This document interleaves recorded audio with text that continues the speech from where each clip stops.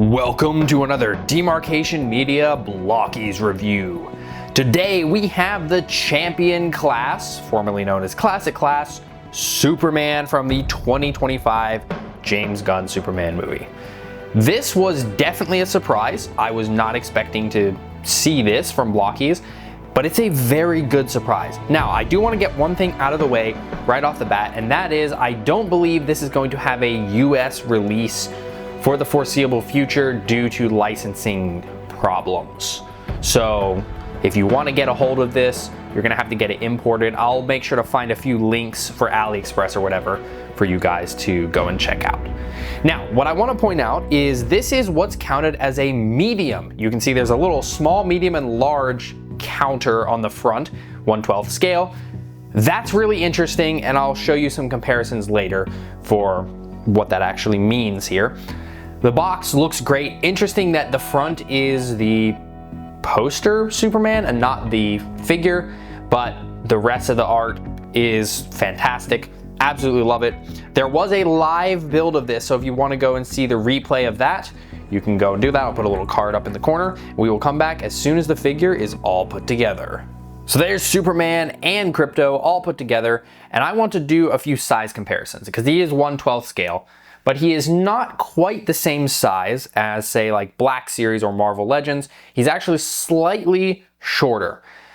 And as far as I'm aware, that's actually more accurate because from what I know, Black Series and Marvel Legends are actually slightly larger than 1/12 theoretically should be. Here is a Spider-Man who doesn't want to stand up right now. That's the, like, 1,000 Toys Spider-Man. Here is a Classic Class Transformer, much shorter. Here is a Galaxy version Transformer, also Krypto's sliding off to the side. Krypto also scales pretty well to like Black Series. Now, here's what I really wanted to bring in. This is the Champion class Blokees Stormtrooper. Now, you can see, if I make it so you can actually see the Stormtrooper against the white, he's about a head shorter. This guy classes as a small Champion class figure, and he classes as a medium. The fact that Blokees is doing this is great because Superman is supposed to be taller. So just some random dude in armor is certainly going to be shorter. And I love it. I love that they even have the breakdown of small, medium, and large. So like if they ever do, say, a Thanos or a Hulk, he's going to be big. He's going to count as a large. That's really cool. I really like to see that. Filming white stuff in a white studio is hard, but here's Krypto. He's got tons of nice fur texturing all over him. Looks great. His face is fantastic. He's got the one ear kind of cocked up. I do wish that these ears were poseable. They're just kind of fixed in this position, but seeing as this guy is one of, if not the only poseable Krypto figure at the time of the recording of this video, that's something I can excuse. Cape looks great. It's got a little Superman symbol on there. And he does, like I said, have articulation. So his head can rotate. Oh boy, he can go all the way around. But there is a little slot in his collar to allow the cape to move a bit. The legs get forward and back, so you can get pretty good positions there. That obviously doesn't go as far back, but you can get it all the way forward.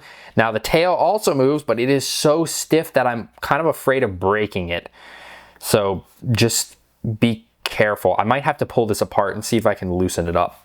Can he sit? Not really. But then again, Krypto barely sat in the film anyway, so I guess that's accurate. Now Superman, detail-wise, is very good.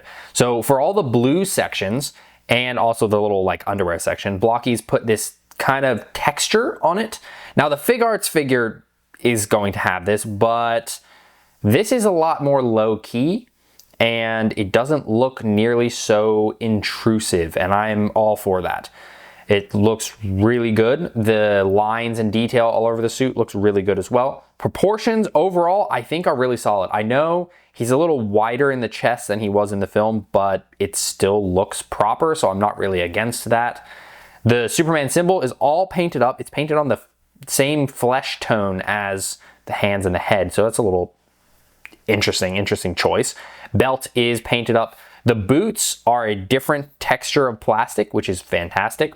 He's got a Superman symbol on his cape, as well as wires, which we'll talk about that when we talk about articulation. And then the face. The face is brilliant. The face is absolutely, I really couldn't ask for much better. Like, this is probably the best 1/12 2025 Superman figure face that I have seen out of all the figures. This just looks really good. And you get an alternate face that can be swapped on. That is his angry laser shooting face. And the mold work on this is brilliant and it looks great on the figure. I really don't have any complaints there at all. You also get a bunch of different hands. So we've got the fists here. That's pretty standard. And then you get a pair of open hands, which is pretty nice. Nice sculpting there. It looks like he's about to grab. And then you also get a pair of like karate chopping flying hands. So honestly, I don't really think you need much more than that. You have a perfect amount of accessories to mix and match here. Simple and effective. I don't have any complaints there. What I kind of have complaints about is the cape. So it is cloth, and that's a massive bonus. And it is wired, and that's also really cool. But what's not cool is the fact that the wires don't actually connect into the body. I think that they could have just made a little divot to put the wires in, because now when you try to pose it, right? So you want it floating up behind him. Nah, that's not really gonna happen because there's nothing anchoring it. Like, it would be great to be able to get it flowing out behind him like that, but there's nothing anchoring it to his torso. So you can just, at best, kind of change the way the cape lays. And it's better than nothing. I will take it over a plastic cape. I'll even take it over a simple unwired cloth cape, but I don't feel like it's quite there. Especially because there even is a little bit of a gap up there on his shoulder that you could easily tuck a wire into. So in future, if Blokees continues doing wired capes, I hope that they will consider that, because yeah, it's so close to being perfect, but it's just not quite there. Because like, I can't have him in like flying poses with his cape floating up behind him, because it just can't be held up that way. Cape aside, you get upward on the neck, downward on the neck, tilt side to side there, perfect. Ab crunch is very nice. Go backward, you start to get some gaps when you go real far backwards, but you do get side to side because that's a ball joint. I think the abs could be a bit tighter. It is just a ball joint, so you could easily tighten that yourself. But we do have a butterfly joint, which is pretty good. That's actually quite useful because he can reach across pretty nicely, to be honest. That's actually really good. And then the shoulder is attached by a ball joint, which is a little on the loose side, but you can kind of move it up and down. So I've seen a lot of people posing him in ways that makes the shoulder look very gappy, but you can actually alleviate the gap quite a bit. And this arm goes way out. You do get a bicep swivel. Interestingly enough, it's not a full swivel all the way around. There's actually a thing that stops it. For the arm bend, this is pretty much as good as you could hope for with a arm in this shape. The hand is on a ball joint. That's just a single-sided ball joint, but you get plenty of movement there. For the hips, you get forward to about there. That's not great, but then you do have a drop down, and then you can get up a little bit more.